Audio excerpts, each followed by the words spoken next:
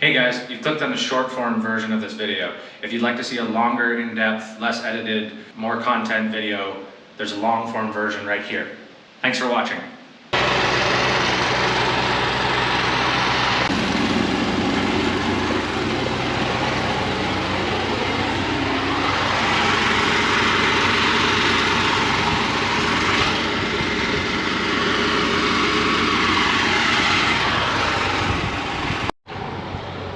Hello everyone. So today we're working on 320 CL, a cat excavator that's got a cracked boom. The cracks, it's not misaligned. It's not too bad yet. Still figuring out what I'm going to do with it, but I'm going to start by getting it gouged out, cleaned up, welded, and we'll see how I feel about it after that. But yeah, let's get started on it here. I went and moved the machine. It was over there, off in the mud. Found myself a little dry spot over here, and got the mechanic out here to remove some lines. Is a friend of mine who introduced me to this company, so it's awesome to be able to work with buddies. So yeah, we've got the lines off out of the way, and machine in a good spot. So next up, I got all my tools out, and I'm gonna start arc gouging. So get you guys set up here.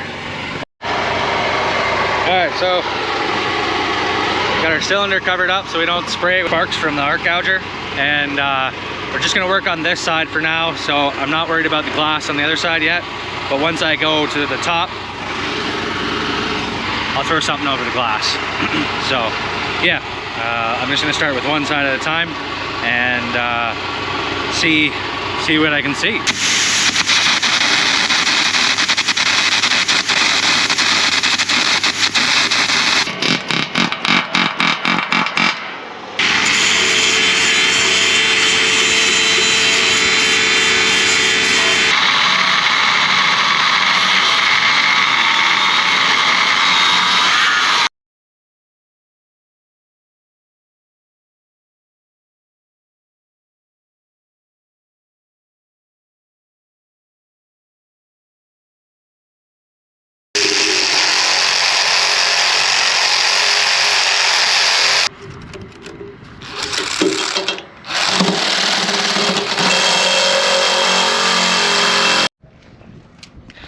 All right, that was actually pretty easy. It was a good one. The crack's super straight, which is nice. It's easy to follow that way. It doesn't wind around, and didn't have any broken bits or anything in it. It's not fissuring off yet, which is, I always take that over some half stuck together thing. But yeah, I'll talk about what we did there. It's a little noisy with the engine drive and the compressor running, so I'll give you a breakdown. So started with just a carbon arc gouger. I was running 3/16 carbons. I ran quarter for a little bit there to open it up, somewhere between 300 and 400 DC amps on the Lincoln Electric Vantage 400. So then after that, used a combination of a cutoff disc. So used a thin cutoff disc to cut my root. It's hard to tell how thick these things are. This one's particularly thick. Sometimes they're as thin as quarter. So this one's like 3/8, maybe even half. Yeah, so it's I just use that cutoff disc just to cut that straight line. The reason being is that when you're carbon arc gouging, sometimes you can't tell how thick things are, and when you start cutting down or shoveling out the material, all of a sudden you'll just blow through, and it's like this huge keyway that opens up, and it's not fun to weld. I'm hot today, but I'm lucky enough to have a good amount of wind. So on the flop side of that is probably won't run flux core just because I'm in such an exposed area, and I don't really want to build like a little shelter around me for 18 inches of welding. So definitely gonna stick weld this. Use some 7018. But yeah, so I was able to cut that with that thin cutoff disc, a skinny disc, and then I went over to a cut and grind disc. And ground out all of the carbon I could find. I hit it with an air hammer. The carbon arc gougers leave some like residual carbon behind. It's a good idea to grind that out because it can promote cracking. And then the tough part was we removed a two hydraulic lines over here, but this line's still here, and I didn't want to ask him to take that one off because that one's been on there a really long time, and I think it's kind of a can of worms to take that one off. As far as a lot of those are original fittings that could end up with having to change O-rings and stuff like that, and I just didn't want to do that to him. So I was actually able to slip I knew that I was getting close because I started to blow through. You can see that little tiny hole there. So I just took a Sawzall with a metal blade and cut the rest of my route, which was never done that before, so it worked good. So yeah, so I've connected it all the way around. So we'll do just a little bit more cleanup here, and then basically all we have to do now is put runoff tabs. What I think I'll probably do is have a tab that comes off straight off of here, and I'll just like weld across onto the tab, and I'll cut the tab off so there's no start and stops near the ends. And then I can kind of keep that shape, you know, like when you stop on a corner, it kind of slumps over a little bit. So and then I'll weld all the way up here, and so this will be filled all the way across. So I'll probably just weld all the way over here, then maybe I'll take that other tab again and I'll put it up this way, and I'll weld straight up.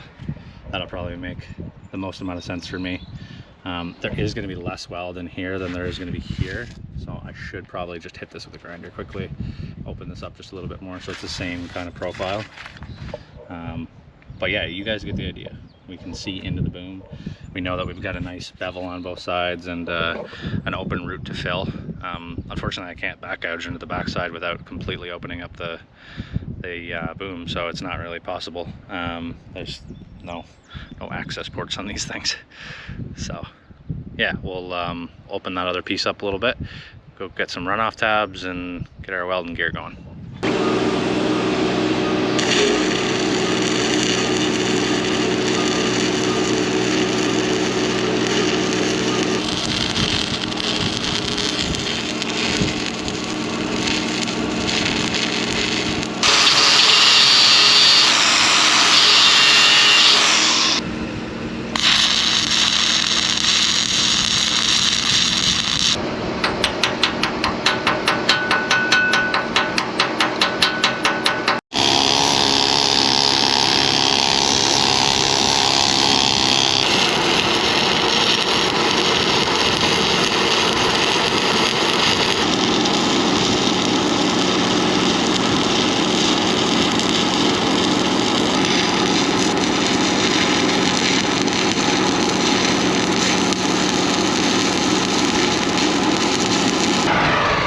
Okay, it's got pretty windy, so I apologize if the audio is not very good, but yeah, our weld is done.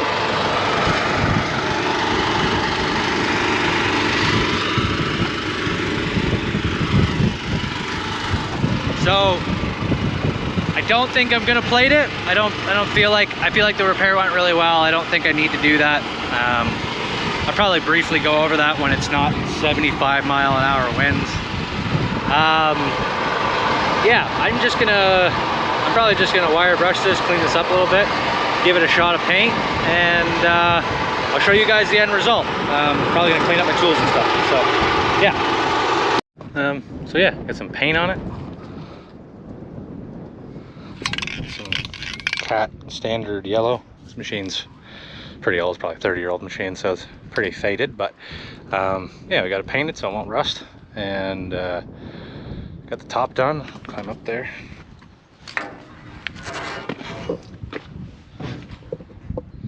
There you go. So I called my buddy the mechanic over back, and he said if you need a hand putting the lines back on. He said nope, you're good. So I'm pretty much I'm pretty much done here. I think that's all for this machine. So it's Saturday afternoon, so I'm gonna go start my weekend, I think. But in regards to the plating thing, I brought a sheet of 3/8 with me because I wasn't sure the extent of the damage. I should put this back actually. I wasn't sure the extent of the damage to the boom. Pictures were a couple weeks old. It turns out the machine's not really getting used a whole lot, so that was helpful as far as like not getting worse. It did get a little bit worse, but not a whole lot. It didn't have any misalignment in it. It was still together. There was I don't know, 10 inches on one side and 4 on the other. I definitely wouldn't plate the top no matter what, but I felt like the side was pretty good. I don't really like using plates unless it's totally come apart or it's been a serious thing kind of thing. The reason being with this one is that I can watch this now, or the operators can watch this now, and I've done this before, and I know that it's as strong as it needs to be, kind of thing. I'm not saying that there won't be problems with surrounding areas, you know, at the next weld or a foot away from it or something like that. Like that's an engineering thing. Like I'm not trying to redesign this boom. I'm just trying to repair this boom. It's a 30-year-old excavator, and I didn't check the hour meter on it, but it's got over 10,000 hours on it. So it's done its job.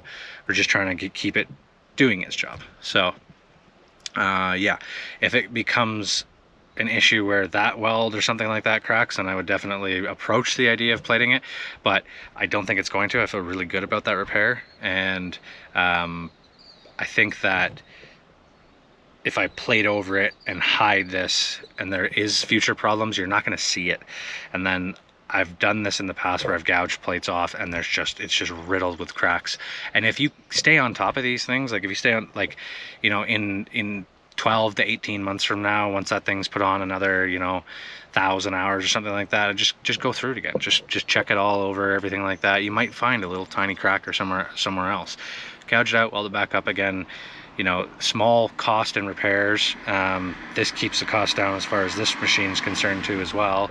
And it's just more of like a routine thing. I feel like every material has a fatigue point, has a point in which it starts to break down, kind of thing, from all kinds of factors, you know, wood and metal and everything has a half-life, like a point in which where it starts to degrade.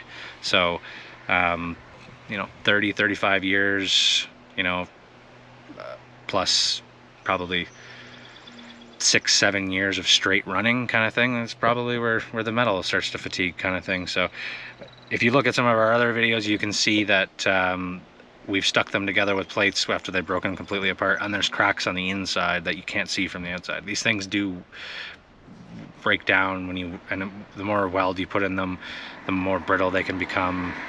Anyways, I feel like I'm rambling now, but I feel good about the repair, and I hope that you like it. I'd love to hear your thoughts, comments, concerns. So comment, put a like on the video if you like it, or don't.